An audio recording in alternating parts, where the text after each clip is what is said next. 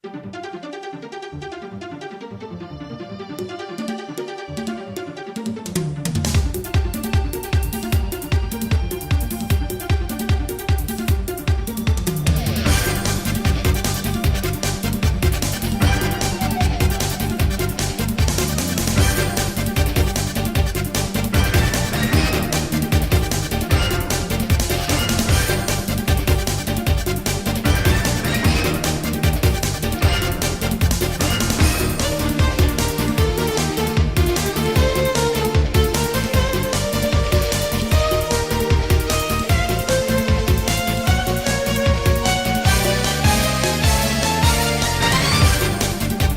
everyone, it's Matthew Green here from PressTheButtons.com, Power Button Podcast. Brad and Joey have departed. I seem to be here alone. I could talk for an hour if you all out there want to listen. I could tell a story. Let's see, what do we got?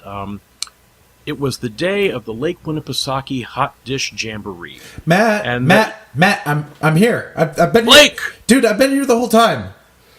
You got to speak up. Blake Grundman, everybody, who's joined Power Button here. This is episode 101. Whoa, this is kind of scary. I mean, it's just you and I now?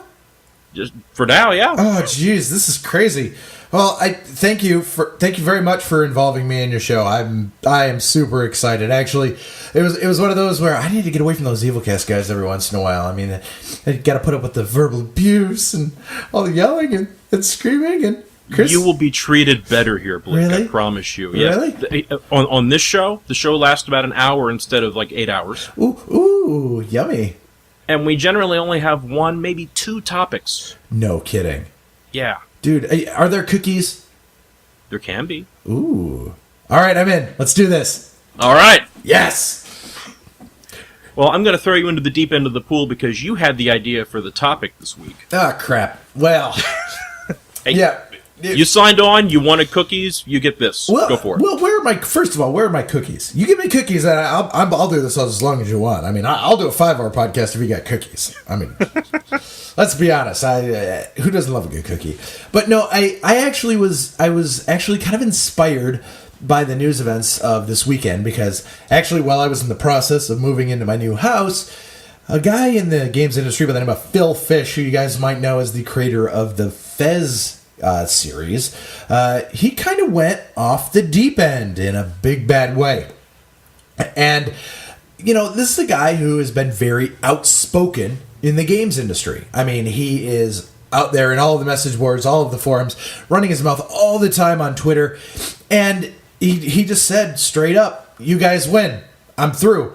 I'm finished. I'm sick of dealing with all of the abuse. I'm out. He canceled Fez 2, and supposedly he is stepping away from the gaming industry. I mean, first of all, Matt, what did you think about this? I can't say I'm totally surprised because he's a very volatile personality. And I should say up front, I have not played Fez, and I really only followed him peripherally because he has a reputation for being somewhat of a jerk. And life's too short to fill your Twitter stream with that kind of toxic comment. No, I completely agree, actually. Like, he's one of those where he'll just start running his mouth, and you're just like, I'm sick of listening to this. Yeah. A lot of insults, a lot of anger. I wonder if some of it's misplaced. But that's an analysis for another person to conduct. But I know that whenever I have read things he has said and read his Twitter stream, because people retweet him all the time. Right. It makes me not want to play his game. Really? Really? Yeah, because I hear that, I hear so many great things about Fez and it's still full of joy, but I see all this, like, vileness that comes out of its creator, and I can't rectify the two of them. Really? I mean, so you're telling me that if there's like a disconnect in between the game designer and the game creator and how they behave publicly, if there's a disconnect in between how they act and the game that they design, that would turn you off from it? I mean, what do you think about somebody like Cliffy B, where he's out there being Captain, dude bro, bigger, better, and more badass game designer? Do you think that same effect, does that have it for like a Gears of War type game? Or is it you expect that from a guy like that? Well, the last Cliffy B game that I played was Jazz Jackrabbit. Oh, wow. So okay. I'm a little out of the loop on him, too. Jeez. Mainly, well, Gears of War is an Xbox exclusive, and I don't really deal in Xbox, so... Okay, well, that's all I can say to that. You could have even said Unreal Tournament then. I haven't played that either. Oh, man, you're killing me, Matt. You're killing me here. I mean, over here it's Dude Bro Grand Central Station. Now, the one thing that I think is very interesting about this whole dichotomy is you've got a lot of... I don't know whether they are game designers or just more game creators that kind of extend their boundaries. They run their mouth too much. But you've got a lot of guys who expose themselves a lot. For example, like Phil Fish. Mm-hmm. The fact that he is so out there in the public eye, honestly, I thought, at least in my opinion, I thought that helped him.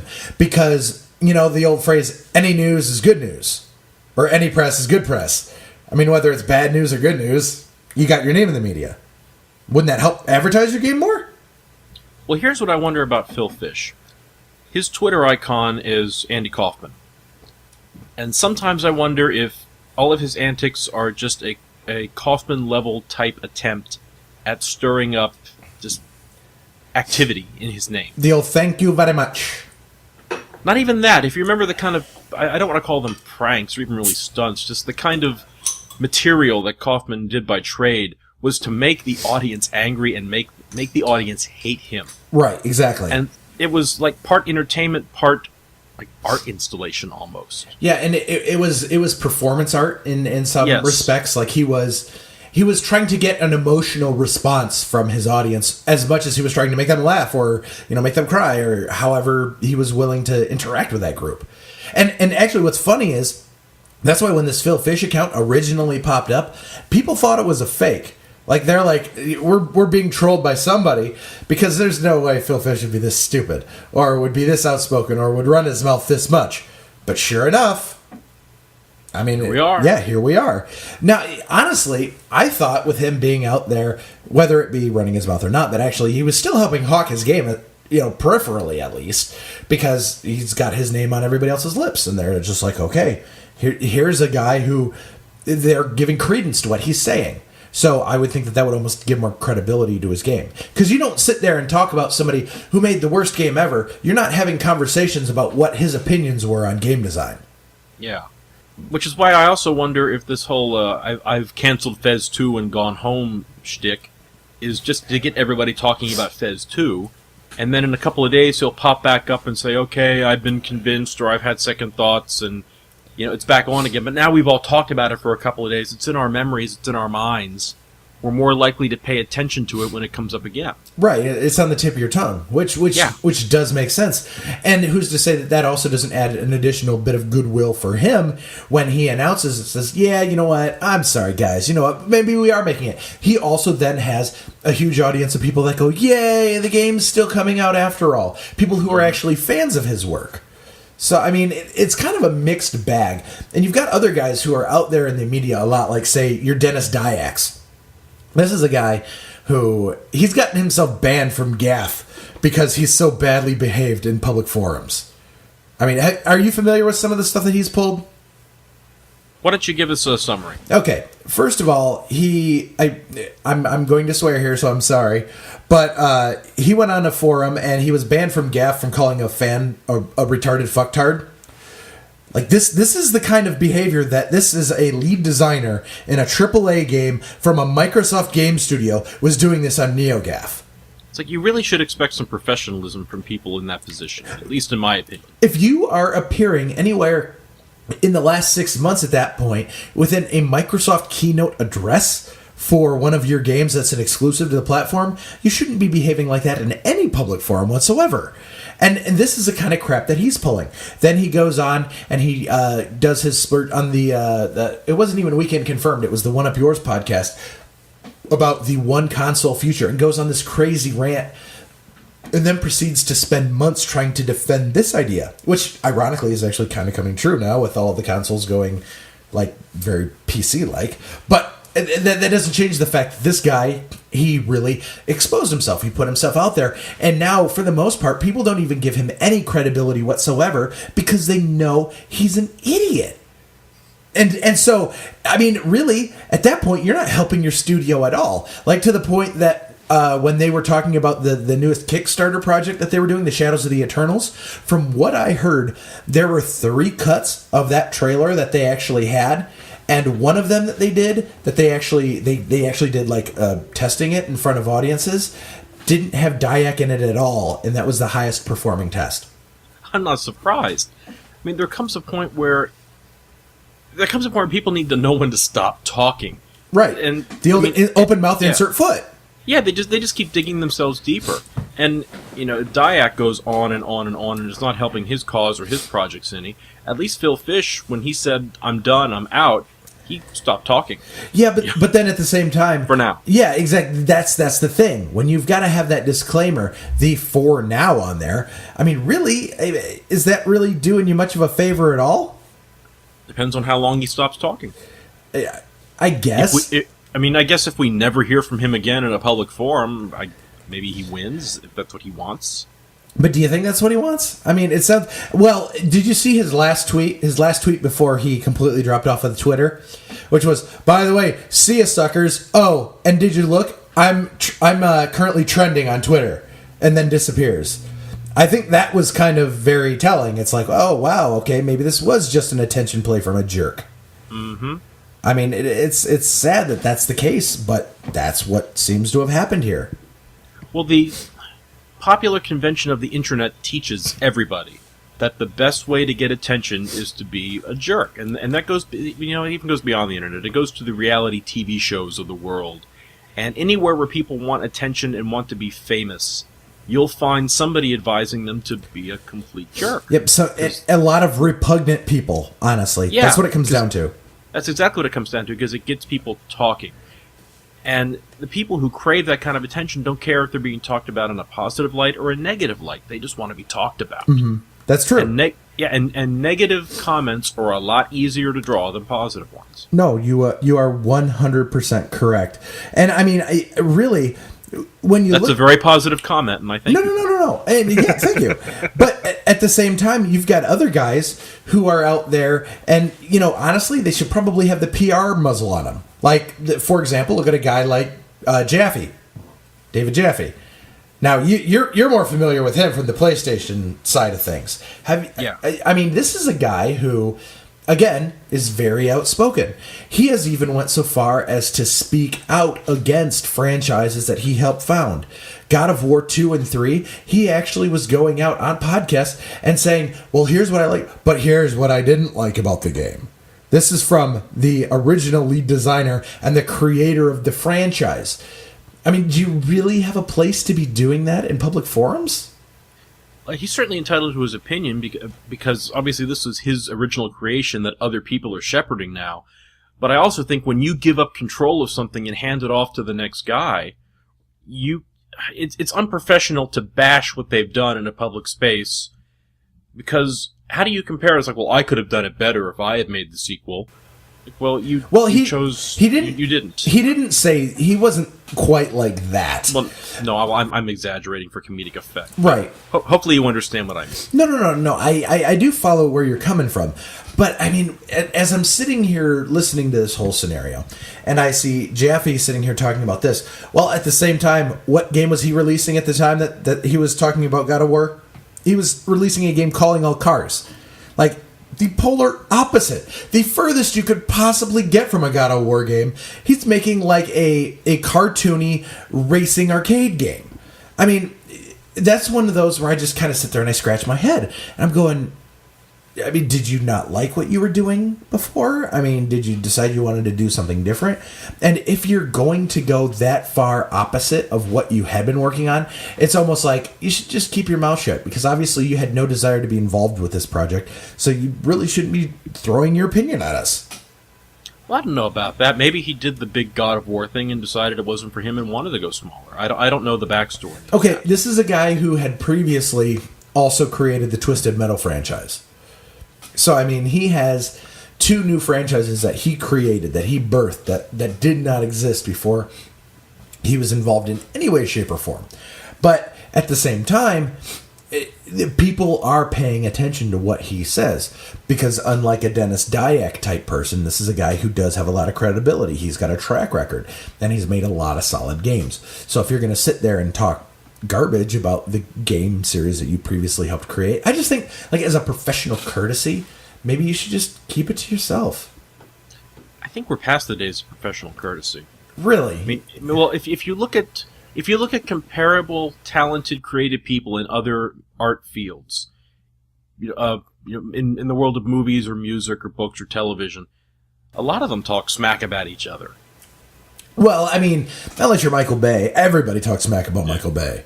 But I mean, I don't know. I would just like to think that there's some kind of a decorum that these guys should be following, that they should know better. You don't trash things that you've worked on, or for that matter, projects that you've worked on and then left, because you see a lot of that too. Mm-hmm. Or after the fact, anonymous sources within a company say blah, blah, blah, blah, blah, blah, blah. Now, how many times do you see a headline like that as soon as a game comes out and flops? Well, a lot, because it draws hits. Well, I mean, and you also look at something like Alien Colonial Marines. That's a perfect example of it. Yeah. I mean, it was a game what people had no idea what was going on behind the scenes. All they thought is that Gearbox released a turd of a game, and it turns out, no, there was a lot more going on under the hood. But at the same time, it's like, if people were kind of following those proper roads of decorum, maybe that shouldn't have really came out, and that wouldn't have reflected as negatively on the franchise as a whole. I would also say, though, that if, say you're a low-level designer on one of these games and you know it's going to be horrible because you know the backstory that's been kicked around internally, and you want to get the word out to the public that, guys, as somebody who supports the community, this game is bad and you shouldn't buy it, even though that is going to hurt you as the designer. Right. If you really feel strongly that people need to know, there are ways to get that word out without going on the record and torching everybody you've worked with. Right, but the thing is, it seems like there are plenty that are fully willing to do that, which is kind of disconcerting to me. And on the other side of the coin, though, when you're this publicly exposed, there's obviously a lot of pressures that come with that. You have to deal with the fans. You have to deal with public criticism. I mean, this Phil Fish situation is a perfect example of that. He didn't say that he canceled Fez because of what one jerk said on the internet. He said he did it because it was a long what was it that he, let me see if I can find out what he wrote on his blog. It was, shoot. I'm sorry. Give me 1 second here. Shoot, I can't find it all of a sudden. But he said something to the effect of, it was a long, bloody battle. This is not like a snap decision, but, he's just giving it up and saying, I'm done. I mean, there's a lot of pressure that comes with being the public face of a company. Perfect example of that case in point is Cliffy B. This guy was the face of Epic Games, and also, in many respects, the face of action shooters on the Xbox brand for this entire console generation. And what happens at the end of it? He ends up getting married, essentially dropping out of the industry right now. As far as I know, he's not working on anything and has dropped off the grid outside of, just like tweeting and having a good time.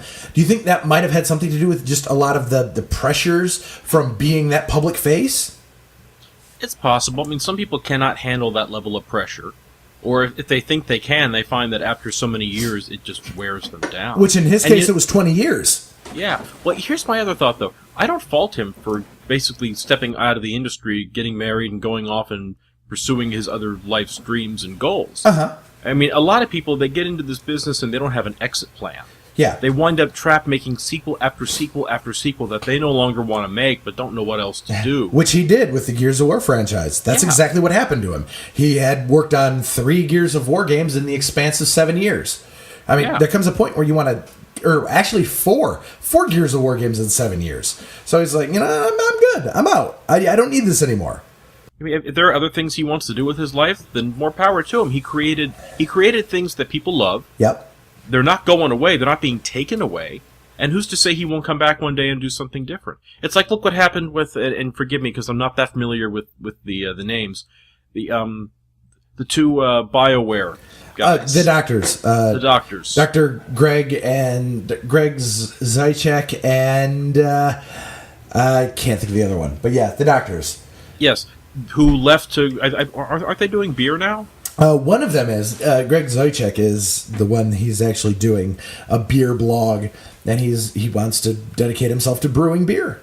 Yeah, good for him. Yeah. I mean, if people who are the public face of these companies and properties and things, if they've had enough and they want out, then who are we to stop them? I mean, everybody has the right to choose what they want to do with their lives. Doesn't mean you get to do it, but you get the choice. And if you have the option to take advantage of that choice, then by all means, please do. And I think it's funny because actually that you mentioned the doctors, because both of them, they were very successful physicians, practicing physicians through the entire span of BioWare's company.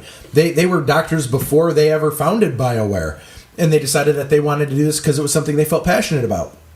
The other doctor, who I can't remember his name all of a sudden, he actually never let his medical license lapse. He was still practicing and actually had another company on the side, which is what he went to, which is a medical consulting company designing software for physicians.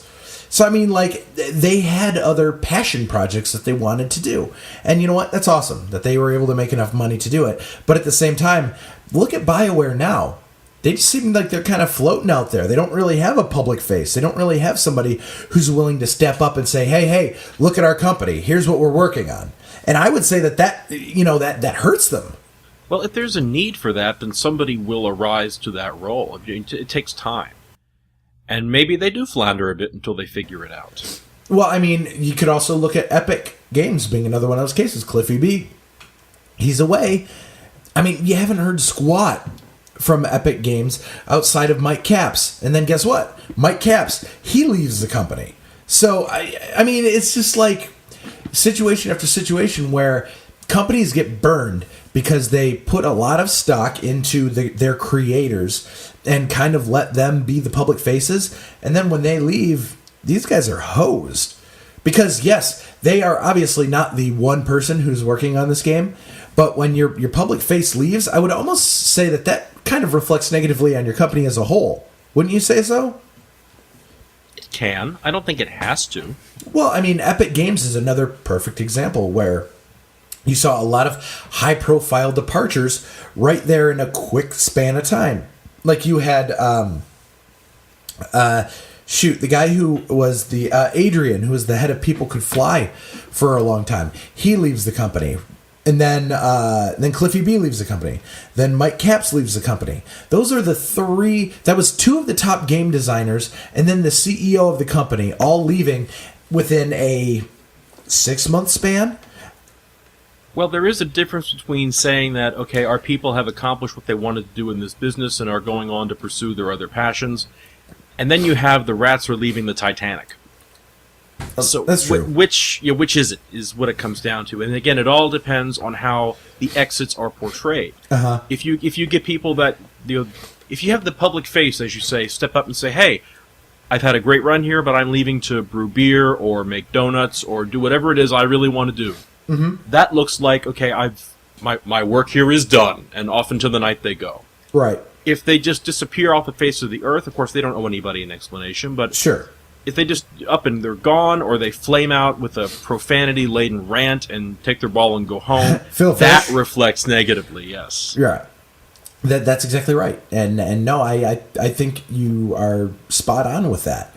You know, and as I look out there, I kind of just take a look back through more of these creators. And one of them that I land on that I think is just kind of the quintessential public face of a gaming company that I think is doing it right every single time is John Carmack. Now, you're familiar with John Carmack, right? Yes, I am. Okay. One of the lead designers and programmers over at id Software, for those who are not familiar. This guy is a brilliant mind. And in terms of, like, me, I'm a computer science major, graduated with that degree in college. I'm a software developer. I worship at the shrine of John Carmack because he's a brilliant programmer. Absolutely brilliant mind. And this is a guy from day one who has been a straight shooter. He will talk until he is blue in the face, and I mean that literally. I've done an interview with this guy, and he could have easily just sat there and kept talking on his own for hours and hours and hours. And you know what? He's perfectly okay with that. But at the same time, he is one of those where he's kind of, it's like he's almost a reluctant figure. But once you put the microphone up to his mouth, holy crap, does he have a lot to say. But every single time that he's talking, it's very measured, it's very articulated and well thought out, it's intelligent, and it's not one of those situations where he's just running his mouth for the sake of getting headlines. He is doing it to try to advertise his product, to try to inform his audience, and to try to make people more aware of his product. I mean, like, that isn't that what you want from your public face? I would hope so. I mean, otherwise, what are they doing? If they're spending their days on Twitter talking about the sandwich they've eaten and asking all the 10,000 followers, hey, what's everybody doing this weekend? And it's just like flat chatter. That doesn't help the company. Right, exactly. And another one that just popped into my head who's doing it right. Have you seen like Ken Levine on Twitter? He is one of the few of these people we've talked about that I do follow on Twitter. Oh, man. Because, I do find what he has to say entertaining, although he doesn't say much. He mostly just answers questions posed to him in as few words as possible. Right, but at the same time, it's never negative. Mm-hmm. It's always on point. It is kind of, I would say it's essentially towing the company line, but he doesn't pull any punches. And at the same time, it seems to be both a positive and a funny personality as well. Yes. I mean, it reflects positively overall on the company, which is something that can't be said for a lot of these folks. Now, one thing that I am curious, when you deal with, again, I keep coming back to Phil Fish, but these negative personalities, these folks that are just kind of out there, but you can't understand why. What do you think causes them to be so negative? Well, I would imagine that if you have hundreds of people sending you emails and tweets and Facebook messages saying how horrible you are, that you should kill yourself, that I hate this new balance patch that your company put in the game. It takes an extra half a second to load the gun in the game now, and for that I hope that that your expletive deleted and all kinds of horrible things that I dare not repeat because they come out of the internet sewer. Right. That has to wear on you and really grind you down. And people say, well, just ignore it. Yeah, but by the time you've read it, it's already in your brain. Right. And of course you can say, well, I'll block that person and tune them out, but it's already in your head. Right. It's the old time bomb. The fuse has been lit, and you're just waiting. And it might not necessarily affect you right now, but it's gonna find that vulnerable moment when your guard isn't up. That puppy's gonna go off, and oh man, is it a bad situation? I mean, a lot of these people, I feel sorry for them because they get death threats, rape threats, other threats of violence against them, their families, their children, and they're not. I would say that they're not meant to be serious. They're gamers lashing out about something they don't like that is so trivial in comparison to the level of threat that they're throwing out there. And a lot of it comes out of the community of these games where this kind of trash talk is not only tolerated but encouraged and goes so far beyond what's appropriate or proper in what I would like to think is a civilized society. No, you're completely right. Go ahead.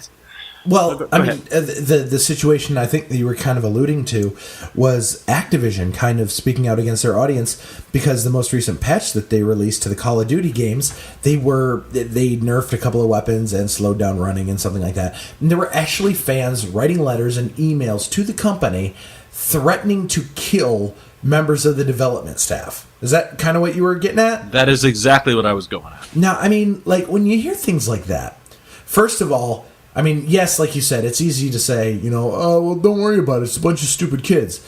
But at the same time, these are a bunch of stupid kids that, number one, are your core audience. But also, I mean, I hate to go into the philosophy of games affecting youth, which I think is debatable. But still, you're a community manager, say, for a game that is glorifying, essentially, killing, and you don't expect your audience to make comments like that? I mean, it's kind of a catch-22, really. I mean, obviously, like you said, in society, you you would like to think that people wouldn't talk to each other that way, but when your game kind of fosters that kind of environment, I mean, what else do you expect? Yeah, but I don't think the game has to foster that kind of environment. Just because you run around in the game shooting people doesn't mean that you have to take that out of the game and threaten to do it to someone for real. Oh, no. And I'm not, and don't get me wrong, I'm not trying to validate their actions or what they did, because obviously, no, it's deplorable. But at the same time, it just seemed to me where when I saw that note where people were complaining that the community managers were complaining about these death threats, I kind of thought to myself, what? They weren't doing that already? I just thought that they were. Just judging on their audience, anybody who's sat in a Call of Duty lobby knows that within 3 minutes, if you're sitting in a public place, you got to mute that thing. Because it's just the kind of filth that flows out of that, like you said, it's the internet sewer. It's terrible. But, I mean, and you actually raised a good point with getting to this. Getting on that same point of public faces of companies. Community managers, oh man, I don't envy a single community manager out there having to deal with half of the miserable people on the internet. And let's be honest, I'm sure you've seen it just as much as I have. Gamers almost seem like they want to be miserable about something.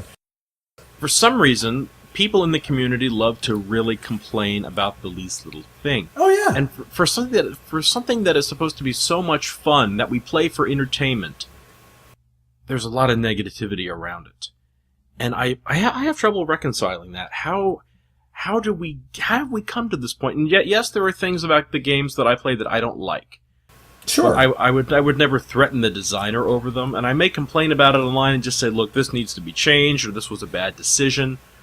But I speak my piece, and I'm kind of done. I move on to the next thing. I try not to let these things linger. Now, what if you were to make that reasonable comment out there, and then a guy like Dennis Dyack goes and calls you a horrible name? How would you feel at the end of the day? Well, I don't really take what he says seriously. Okay, okay. So, but I'm saying...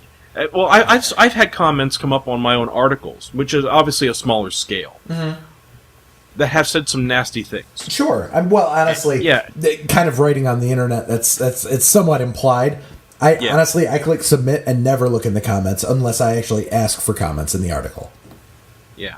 Well, I do ask for comments because every one of my articles has a comment section for people to post right, it. Exactly. And 99% of the comments are exactly what I want. And I've always said I have the best audience out there because everybody writes like they want to be read. There's not a lot of just, hey, go kill yourself, you suck, you don't know what you're talking about, That level of comment just does not come to my site that often. And you're lucky for that, honestly. I'm very lucky for that, because a part of that, too, goes is that the places I get linked around to tend to be well-read. Mm-hmm. You're catering to a smarter audience, a more educated audience. I like to believe I am. Oh, sure. But there are times where I get linked. It's like, well, here's a prime example. Back during E3, my fiance wrote an editorial about the role of female protagonists in the games that were announced at E3. Which, by the way, I liked. I thought it was very good. So did I. Yeah. And that's why I tried to spread it around and give it a little promotional kick. Mm-hmm. Yeah, 4chan found it. Oh, jeez. Oh, yeah. Yes, I remember you telling... I'm so sorry about that. And yeah, I mean, because I posted it in the afternoon, and then we went downstairs to make dinner. And I came back up to check and see if it had been picked up by anything, and I saw the incoming traffic, 4chan, hundreds of hits a minute. Oh, no. And I went back downstairs and I said, honey, the internet's here. Oh, no. Please tell me that you told her just to close her eyes and not look at the comments. Well, she knew what was coming when I told her it was 4chan. Oh, no. And there were some very nasty, vile, terrible comments, some of the worst stuff I've ever seen levied on my site. And I just went through, and the way that I do comments is that I don't delete negative comments. If you don't like something I've written, I can take it. Yeah. What I don't take is this kind of just trash of, hey, you suck, and just personal attacks. Mm-hmm. So anything that was just an outright personal attack, I deleted. Even things that disagreed and did not convey it in a mature manner, that disagreement, I left. Mm-hmm. Because if you can defend your argument, you have a place in my site's comments. So if you have an argument, If you have an argument and you can back it up, I want to hear it. Other than you smell like balls or something like that, where it's just like, it's just stupid. If it's just stupid, it goes. Right, exactly. And I really think that and of course I say that because I set the rules on my site because it's my site, but I think that community managers really should have a similar rule that if you're going to be just a toxic member of a community, you go. Right. And if that means banning you from a game, then so be it. You know, I would be the least popular community manager in the Call of Duty world because I would be the one that the minute you start with personal attacks that threaten death or rape or other stuff, you're out. You're done. You're banned from the game. You don't play anymore. I don't care how much DLC you bought. I don't care if you buy the game every year. You're out. You're done. Because you can't play nice with others. Yeah, exactly. No. And I think that I wish more people would do that. I really do, because let's face it. A lot of times these people are pieces of garbage. They really are. People who are going to be doing that kind of stuff, you don't want them in your community because really it just taints it, and it makes it worse for all of those involved because it teaches people that that's okay. Mm-hmm. And I mean, like you said, community managers. Granted, yes, these game designers, yes, they kind of put themselves in bad situations by running their mouths, but community managers, that's their job. They're on the front lines every single time. And a lot of times when, for example, a game designer says something stupid or does something stupid, they're the ones who has to clean up the mess afterwards. I don't envy those folks at all. But I think that having these community managers there, while at the same time it can save a lot of companies, there are also circumstances where these guys get thrown to the wolves and there's nothing that they can do to try to fix a situation. And again, I don't envy anybody who's in that position because it's terrible. Like, I even know some folks, we know some folks who worked in community management and now they're not doing that anymore. But at the same time, like, while they're doing it, I remember going, man, how do you deal with that on a daily basis? How do you deal with fans that are never happy? How do you deal with also folks like us, the press, who are always hounding you for different questions? Really, it's a job where you're constantly trying to put out fires, and that couldn't be fun at all. Well, in that job, you're on the front line. You're the first response to any PR thing that comes in that direction. Right. And you've got to have an answer, either a yes or a no or something. I'll get back to you is typically not tolerated for very long. Right. Unless you have a personal connection with the person, normally that's the point where you run with a story and they say, still waiting back for comment. Sorry, we got to run our story. Yeah. At publishing time, there was no word from so-and-so, that kind of thing. Right, exactly. And that happens a lot. And so really, it's kind of a mix of all sorts of different things. Now, there was one other developer that I kind of wanted to touch on before we kind of wrap this discussion up. And that was, actually there's two, but the one primarily. Peter Molyneux.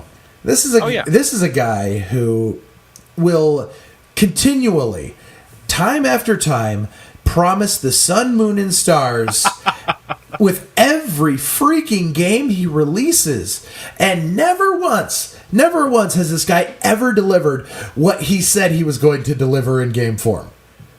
Is this another situation where you just lose credibility because you run your mouth too much? Because personally, I could listen to this guy talk all day. I really could. I'm such a sucker for for Peter Molyneux. It's ridiculous. Yeah, he's another one that I have not played his games, but I'm familiar with his background, and he'll promise you the world and not really deliver on it. This industry needs people who think very far ahead, and that their what is the phrase? Their reach escapes their grasp. Okay, yeah, they're visionaries. Yes, you need people who look too far ahead and then fail trying to get there because the tech wasn't there yet, or maybe the idea wasn't fully developed. But sometimes you need to be able to follow up what you say you can do. Right, exactly. Well, a perfect example of that was his, what was it? I think it was the original Kinect demo that they had. Milo, right. Where it was supposed to be a kid that you were going to interact with. You were going to be able to have adventures with this 10-year-old. And through the Kinect, you were going to be able to interact with him. this, first of all, one, this project never happened, and two, it got completely just like disappeared off the map. And it not only was nothing ever said of it again, but really Molyneux kind of stepped away from it because it reflected badly on the hardware of the Kinect. Do you think that was wise for him to backpedal under a situation like that? Well, if he knew he couldn't deliver, there was nothing to be gained by claiming he still could. Now, I think it was Polygon, had an amazing expose on what happened to Milo about a month or two ago. Right. And it's a fascinating story because it was really all smoke and mirrors for quite some time. And it was a case of they made the promises that they could, we'll have this and you can play with Milo, and behind the scenes, even then during the E3 demos, they were shaking their head going, no, this ain't never going to happen. Right. Not now, anyway. Right. Well, I mean, I think it was partially the promises were made based off of the initial promises of what the Kinect tech could do. And then the Kinect tech got paired way, way back. Like, what we're getting now with Kinect 2, I still don't know that meets the expectations of what the original Kinect was supposed to be able to do. Like, that thing was supposed to be able to, like, scan in objects into your games. Do you remember that? Yes, I do. Where they were showing, I think it was a skateboard that you could hold up and it would, scan into your Tony Hawk game or whatever they were showing at the time. You could make a drawing and then give it, and I say give it with air quotes, to Milo by holding it up to the Kinect, and then suddenly he would have it in his hand. Right. I mean, like, these are things that I don't even know that they can do with the new Kinect that's coming with the Xbox One. So, I mean, like, and that was with technology, because originally they were going to have a whole nother processor on the Kinect itself. Like, this was going to be able to do all the number crunching. And then they said, no, to cut costs, we're making it so you've got to offload it onto the Xbox CPU. So that means you can't make a game that actually looks anywhere near as good as your current gen Xbox 360 games, because you got to do all the processing from the camera. And then it turns out that all of the vision sensing technology was all off, and so many different things. But again, this was a situation where Molyneux was like, oh yes, you're going to be able to speak to this child. You'll be able to have conversations. You'll be able to teach him how to do his homework. And people, I bet you there's a community manager going, he said what? Now that you say that, I picture the community manager backstage at E3 watching the feed, from behind the scenes there. And he's out there on stage, Molyneux, and you'll be able to do this, you'll be able to do that. And I see the manager going, no! Yeah. Just knowing what he'll have to clean up after the next day. Exactly. Yeah. Molyneux is like, wait a minute, didn't you have a full head of hair earlier today? And he goes, yes, I just pulled it all out! Thank you very much! But no, I mean, like, that's the kind of stuff you got to deal with. And really, half of the time when you hear Molyneux give his public presentations, yes, they seem very extemporaneous and very forward-looking, but at the same time, you hear him make claims, and it's like, did he just make that up right now? Like, did he just come up with that off the top of his head? Does he have some designer back in the studio going, son of a, what are you doing? I mean, yeah. We have to do what now? Yes. He promised what? Yes, exactly. Exactly. And so, like, this, he really, he does this with everything. He even did it with Curiosity. He said that it was going to be an experience you've never had before. It was going to offer a life-changing end to the game. What was life-changing transforming mean? That was something where he was saying, well, for a year you'll get to decide what the economy is for our game, for our next upcoming game. When he makes a claim like, you, at the end of this, when you get to the center of the cube, you're going to get to make some kind of a life-changing decision. I bet you at the time he made that claim, he had no freaking idea what he was going to be offering at the other end of the set. He had no idea. The more you talk, the more I'm starting to think that he's like P.T. Barnum. He really is. There's a sucker born every second. Well, not just that. Well, there's that too, but also the showmanship. The ability to project and make these grand promises off the top of one's head to get people ensnared and want to see your product. There's this great old story about Barnum where he used to have his event, at the circus tents and all that, and he would stand and he'd point to this doorway of the tent and say, "This way to the great egress. Come see the great egress." And everyone would crowd around. Wow, this must be really something. And he's up there barking about the great egress. And they go through the tent and they find that they're back outside because the great egress is the exit. Nice. That's brilliant. I love it. I love it. And really, Molyneux, in many respects, I would say that he is kind of the gaming industry's equivalent of Steve Jobs.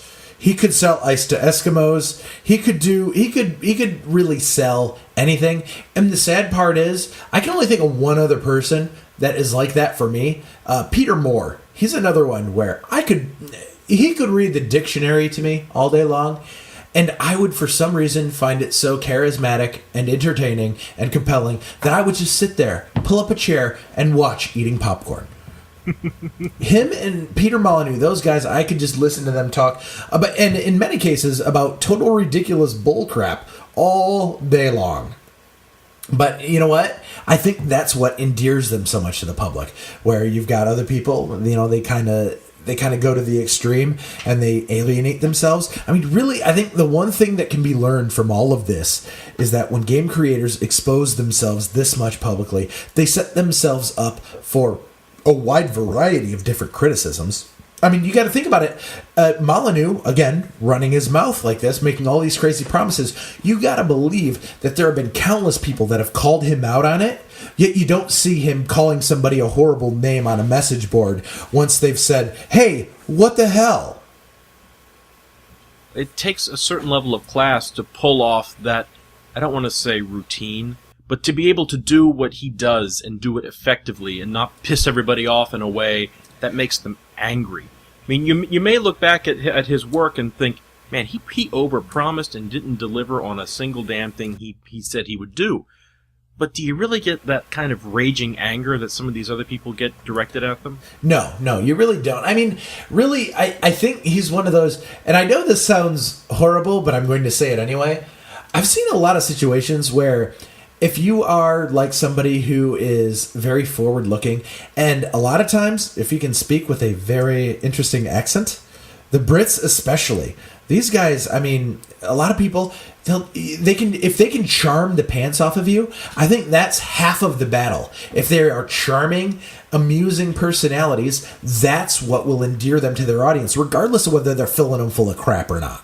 Well, that goes all the way back through history amongst any number of professions and fields. Mm-hmm. If you're charismatic and charming and can hold a room, right there, half your work is done for you. Oh, yeah. Well, I mean, if you look at a guy like Peter Moore, head of EA Sports now, former head of Microsoft Game Studios. This guy, I mean, I don't know what his pedigree was outside of, I know he was at Sega for a long time, and I think he was part of the Dreamcast launch originally. But before that, I don't know what he was working on, but for some reason, he has found a way to connect with that gaming audience. And they don't question the fact that this guy plays the products that he's talking about, that he understands the ins and outs of how everything works, and they know that this guy is a great salesman. It's very much that Steve Jobs mentality, where you go, this guy's got his finger on the pulse and knows what's going on, and he knows what we want. So you are willing to buy what he's going to say, hook, line, and sinker, every single time. Well, it's also like over at Nintendo with Satoru Iwata. Even though they're suffering right now with the Wii U sales, people still tune in to see what Iwata's going to do on the Nintendo Direct. You know, he's the president of the company, but he's also kind of set himself up as its primary pitchman. Which honestly is a very brave position to be in, honestly. Really brave, yeah. Oh, man. I mean, I couldn't imagine a major CEO or the major president of a company stepping up that forward, again, outside of somebody like a Steve Jobs, where, I mean, like he was the face of the company. But in most cases, those are the guys that are kind of sitting behind the scenes, pulling the strings, making things happen. And the fact that he's willing to put himself out there that much, I mean, it's very atypical for really any industry. I wonder if it has to do with how before he was management, he was just another developer there. You know, that's true. I'm sure that probably has something to do with it. And when he was a developer, he really did want to get that audience feedback. He wanted to see people excited. And he was, and half of the people that get into game design, I say this completely uneducated, I'm just going to make a generalized statement. I would say that a lot of people that work in game development are also the same types of people that would like to be working in an interactive media like making films. These are people that want to get a emotional response from their audience in some way, and they just choose either it's a passive form or an interactive form.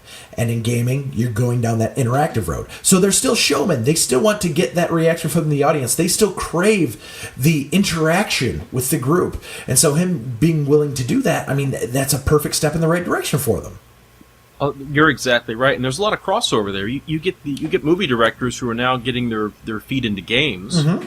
Like Guillermo del Toro. I was just about to say that with Insane. Yep.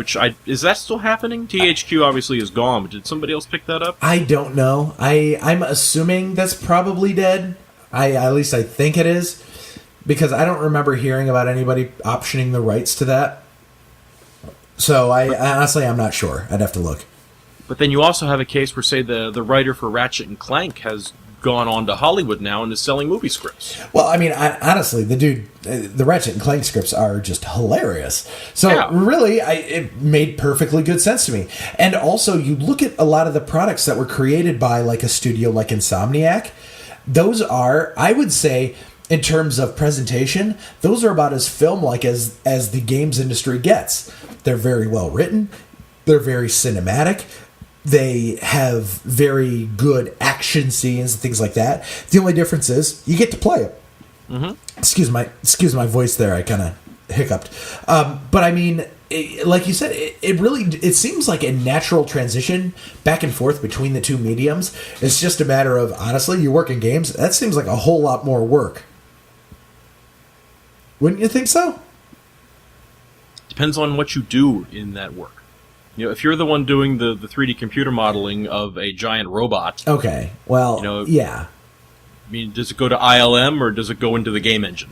Okay, that's true. All right, I'll give you that. Like, in terms of that situation, then yes, maybe. And actually, in that case, there probably is quite a bit of crossover.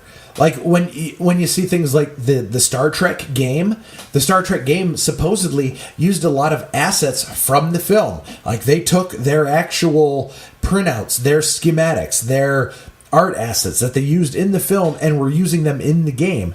There is that crossover. A lot of the design, the 3D layouts and different models that they used, things like that, they were able to cross them over one to the other. And everybody wins when you cross over like that because the fans notice it and they appreciate the continuity. Unless it's Star Trek and your game is terrible.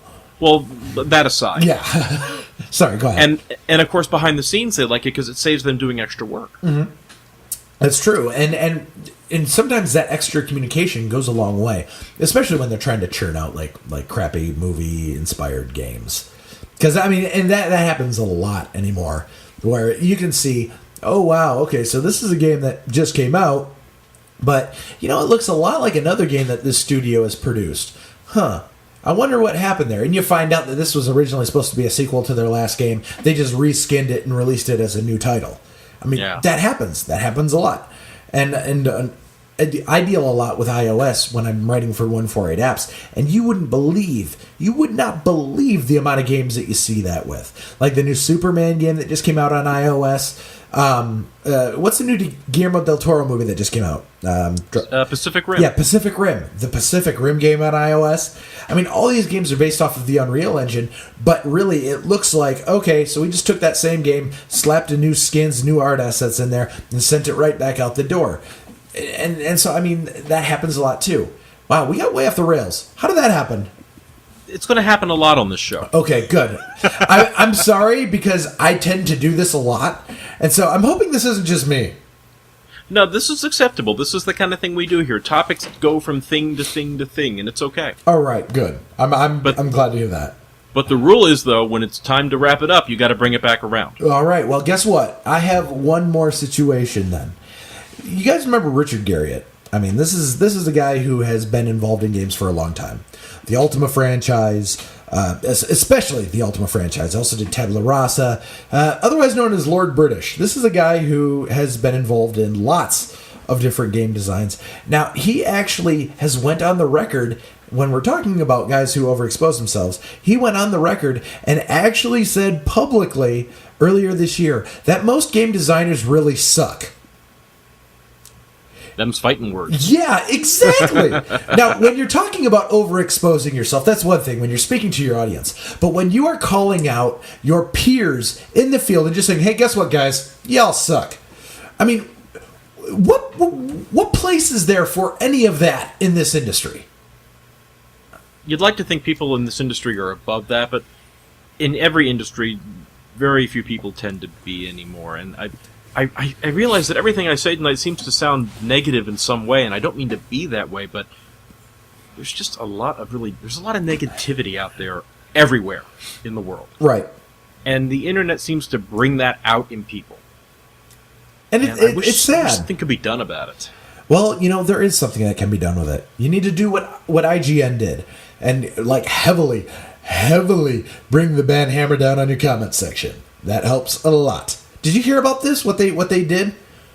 I really admire them for doing this, because the IGN comments have been some of the worst on the internet gaming community area. Oh man, yeah. And Steve Butts having the balls. See what I did there? Sorry.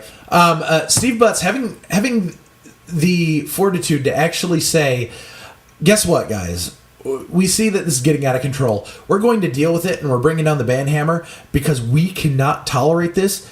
I can't imagine how many nights that kept him up at night. Because you're going to catch flack forever if you make a decision like that. But the fact that he was courageous enough to do it, I think, speaks a lot for his work. Because really, I mean, like you said, they are one of the worst comment sections on the entire internet, and they are terrible to people. And honestly, they were some of the most sexist comment sections I've ever seen as well. Yeah, it's been a long time since I've read an IGN comment section just because of that. Like I said, there's a lot of negativity out there, and I don't need to bring more of it into my world. Right. I don't need to seek it out. And if I know that those comments are going to be the cesspool, then there's no need for me to even go there. Yeah. I think one thing that could probably be applied to all public faces of gaming companies is this. It's the old adage that my mother used to say, if you don't have anything nice to say, just don't say anything at all. And I think if more people did that in this industry, it would be a much better place. Certainly cut down on the volume of tweets and Facebook postings. But would that really be a bad thing? Outside of for people who are trying to produce gaming news? That is left as an exercise to the audience. All right. Well, maybe they should write in the comments and let us know what you think. If the gaming industry became all happy and cheery and smiley all the time, would that be what you wanted? Or would you rather hear the down in the trenches, nitty gritty, everybody's feelings about every situation? How do you feel about that? If you leave a terrible, vile comment, it will be deleted. Oh, come on! I think in the name of speaking your voice, we should allow it this time. Just make sure that you limit your terrible words. All the bad swear words and things like that I really wish I could say right now, but I can't because I'm trying to clean myself up. Oh boy, Blake, welcome aboard to Power Button. You've invited the trial by fire. You know what? Bring it. Bring it, folks. I appreciate it. You know what? Thank you so much for letting me be involved in this. I honestly, when you invited me to do it, I was quite flattered. I know that you've done podcasts with us over at Games Are Evil for a long time. I honestly, I didn't expect this. So thank you very much. I really do appreciate it. And I hope that I will be able to live up to the expectations of your audience. Because I know we're dealing with a completely different crowd than what I'm dealing with the Evil Cast. So hopefully I'll be able to help you give them a good show every week. I certainly hope so. I mean, obviously, I wouldn't have invited you if I didn't believe you could do it. I mean, every time I go on the Evil Cast, I have fun with everybody over there. Well, good. But you and I seem to have the best rapport in terms of we talk about pinball and piss everybody else off on that show. Damn right. So, on those grounds alone, I think we'll have some good discussions and not be told that, pinball sucks, move on. Okay, you know what? Just to vent for a moment, these bastards will give me crap about pinball, regardless of whether it's even up in conversation. They'll just say, oh, shut up and go play pinball games on your iPhone. I mean, seriously, guys. Come on. That can't be the response when I'm talking about Walking Dead on PC. I mean, seriously. That's a hardcore game. Don't compare it to pinball. Pinball is just fun. Just leave my pinball alone.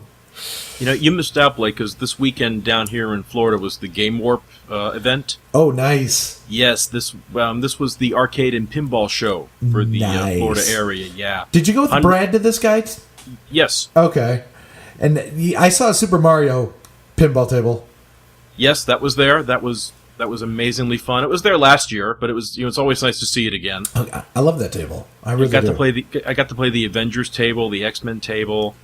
Twilight Zone was there. Ooh. A number of tables from Pinball Arcade were there, so they were very familiar. Oh yeah. Did they have the new Wizard of Oz table? Yes, they did. Ooh, did you get to play that? The line was very long, so no, I did not. Oh man, how about the what was it? It's the new Metallica table that they're doing over at Stern. That was there. And did you get to play that one? The line was very long, so no, I did not. Ah, you're killing me, Smalls. Brad did. Brad man. got to play that. But he's no longer with the show, so he can't tell you what the experience was like. Oh crap! I gotta DM him now on Twitter. Crap. Although I have a story for you, and we'll do it. We'll do a quick side quest. Okay. Playing the Avengers table. Have you played the Avengers table based off the movie? No, I have not. I've only played the Pinball FX Avengers table. Okay, well this is totally different. I would never have guessed. Yeah. Well, it has a cosmic cube on the table that spins. Okay. And every time you hit it with the ball, it lights up one of the letters that spell out cosmic around it. Okay. When you light up cosmic entirely, there's a magnet under the table that draws the ball to the cube spins, and then something is supposed to happen. Well, when I was playing it, nothing happened. The magnet just kept the ball hanging there on the table. Oh, no. Yeah, and that was the end of that. Oh, no. You know, the table keeps calling out, let's go, Avengers! Let's go, Avengers! Because nothing's happening. And I'm waiting, thinking, well, maybe there's like an effect that happens, or there's a gimmick, and I'm waiting, and like a minute goes by, and there's no activity from this thing. Right.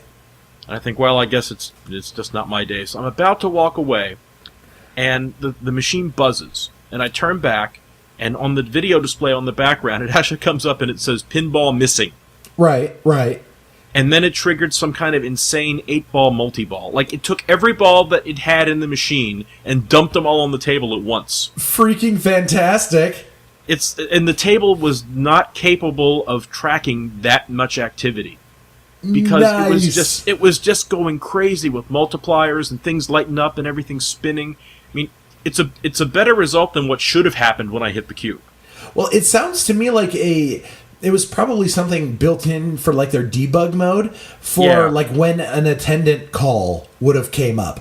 And so normally what that happens is like some tables, like you had mentioned in your article with the Addams Family, remember when you wrote that up? I wonder if this was ultimately ended up being one of those where it was like, well, we can't find the ball, so good for you. Here you go. Ultimately, I did knock the ball that was stuck to the magnet free with another ball. Oh, really? So, okay. Yeah. And did that disengage everything and let you continue? Or did things just go apeshit? Well, obviously the balls that were in play remained in play, and then once they left the table, they were gone. Okay. And as long as there was one ball left in play, it continued on with that round. So it was able to sense that there was still one ball in play, even though you drained 7 prior balls. Yes. Wow, I gotta say, that's actually a pretty solid design. If you can drain 7 balls and it doesn't think that you've actually lost them all, that tells me that was intentional because it knew to look for 7 other balls draining before that last one triggered a ball out.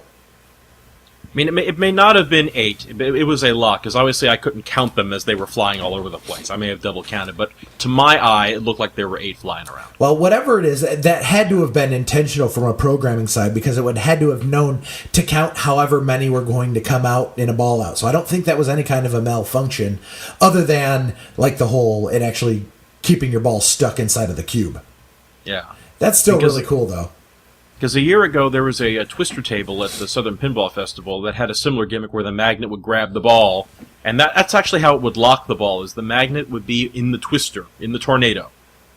And now, this isn't Whirlwind, right? This is actually Twister. This is based on the Twister movie. Oh, okay, gotcha. Yeah, there's a magnet under the tornado in the table that when the ball flies through, that's how it locks the ball. When you get all 3 locked, the magnet spins around under the table, and then releases. Oh, that's kind of cool.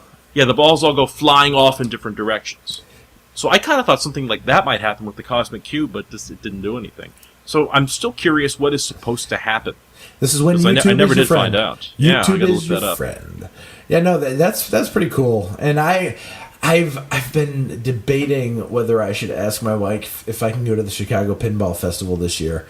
It's in October. I might be able to make it happen. I really want to.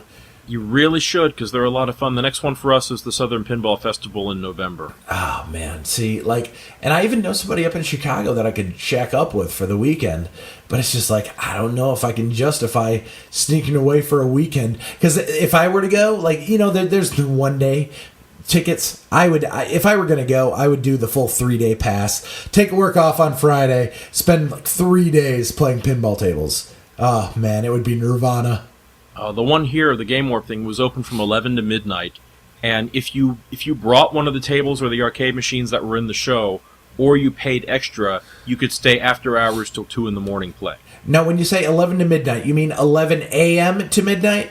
Yes. Okay. Well, I was like, wow, a 1 hour window? That seems really scant. That seems really scant. You gotta play quickly. Yeah, no kidding. Wow, quarter up.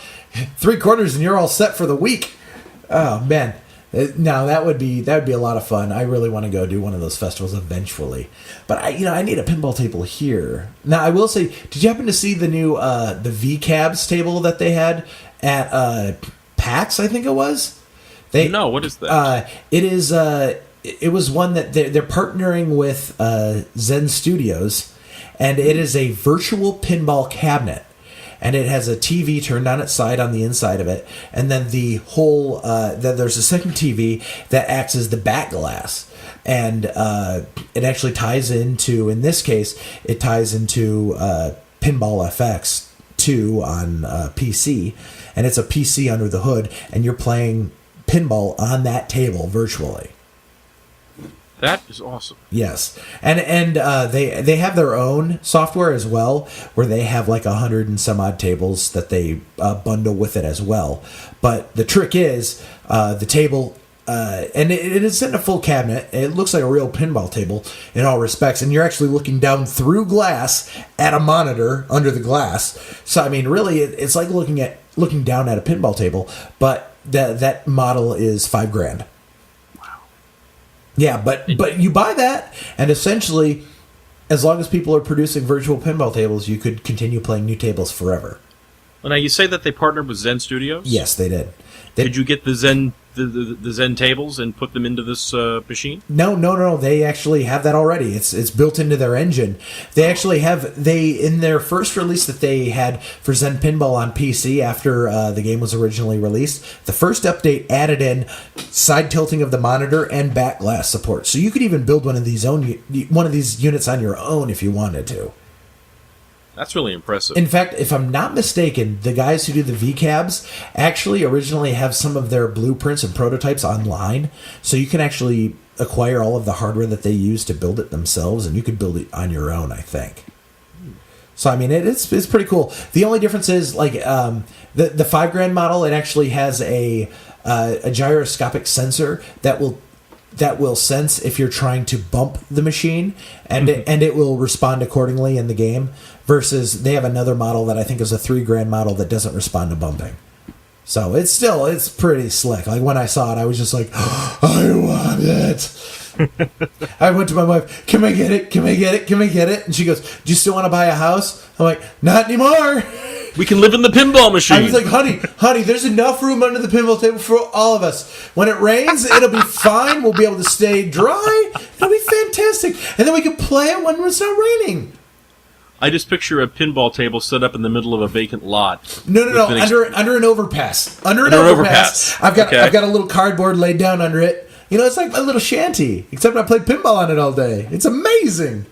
And then an extension cord that runs like a mile down the road and plugs into somebody's outlet illicitly. No.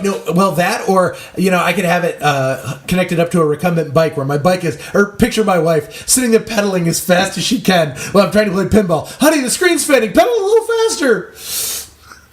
That might tick her off just a little bit. Oh man, this needs to happen now. What, living under a pinball machine? Yes, this needs to happen. VCabs, I'm willing to do it as a publicity stunt. Just let me keep the table. We can make this happen. Come on, call me. All right, I think on that we should probably get out of here. Yeah, I think we brought it back around and then went on a nice side quest. Yay! Everybody out there, I can't promise we won't talk about pinball more often, but no one's going to stop us if we decide to. That's right. And sorry, guys. You know, he mentions pinball. You got to expect at least a 5-minute discussion from me. At least 5 minutes, if not 20. So I just let you know, if it happens, just start skipping ahead. I promise it'll end eventually. I swear it will. Honest. Unless it's a pinball episode, then God help your soul. I think we'll have more of those as time goes on. We need to make that happen, man. I want a pinball arcade dedicated episode where we talk about all the tables. Add it to the short list. We'll see what we can do about that. All right. Sorry, listeners. I apologize in advance. Anyway, I'll turn it over to you. All right, let's do our plugs and we'll get on our way. So, of course, you should be reading PressTheButtons.com for all kinds of great stuff. I know things have been a little slow over there lately. I've been dealing with a bout of food poisoning, which is always fun. Oh, man, sorry. That stinks. Yeah, that's no fun at all. But it's on its way done and get back to normal here soon. So be sure to read everything that's going on over there. This is episode 101 of Power Button. There's 100 other episodes that come before this. So if you've tuned in for the first time, if you've come to hear Blake and you want to find out what this is all about, there's 100 other shows that predate this one. I think he's on like 2 or 3 of them. Yeah. So find those. So pretty much the theme of this episode is, which one of these things is not like the other? Which one of these things just doesn't belong? And, of course, if you happen to miss out on our landmark 100th episode, that was the farewell for Brad Hildebrand and Joey Davidson. We talked about the games that changed our lives. Very powerful show there. That's one of our more personal, introspective ones, and I highly recommend that if you missed it. Of course, you can follow me on Twitter at PressTheButtons for just the podcast stuff at the Power Button. You can call the voicemail hotline at 720-722-2781 and leave some comments. We'd love to hear them, and you may hear them on the show. Blake, would you care to plug something? Okay, well, I might plug a couple of things. First of all, if you want to find me on Twitter and just kind of give me your feedback on the show, I'm very receptive. Honest, I respond to everybody. You can find me at Grundy the Man, all one word, on Twitter. If you want to check out another podcast that I actually host a weekly podcast over on GamesAreEvil.com, and that's the EvilCast Recap. Occasionally, you will hear Matt in as our super sub. Matt's been in and out here for the last few months, and actually, he will probably be on a bit more frequently here in the coming months, as one of our hosts is actually giving birth to a child here in the next few weeks. So we're excited for her, but we will miss her. But lucky for us, Matt is probably going to be popping in here and there over the next few weeks. Also, you can see my words. I like to write occasionally here and there. You can find me over at GamesAreEvil.com, where I do some reviews in and out. And also, I do iOS app reviewing over at 148apps.com. So, I mean, there's lots of ways you can see my stuff. So, again, Matt, thank you very much for letting me be a part of this. I don't know if we would say a rebirth of the podcast, but thank you very much for letting me join on the crazy train, because I'm very excited to see what happens. I'm very happy to have you here, and I'm hoping for more continued greatness. I mean, well, I make no promises, man. You make no promises, yeah. Well, you see, doing this show is a lot of fun for me, because I enjoy being able to have these discussions. Oh, sure, me too. Yeah, and I mean, and everyone out there likes listening to them, or else we wouldn't be here for 101. Yay! So, thank goodness, and thank you very much for letting me be a part of it, because I'm very flattered and very excited. Well, that's what I want to hear. Good deal. All right, we'll be back next week. We're Power Button. Turn us on.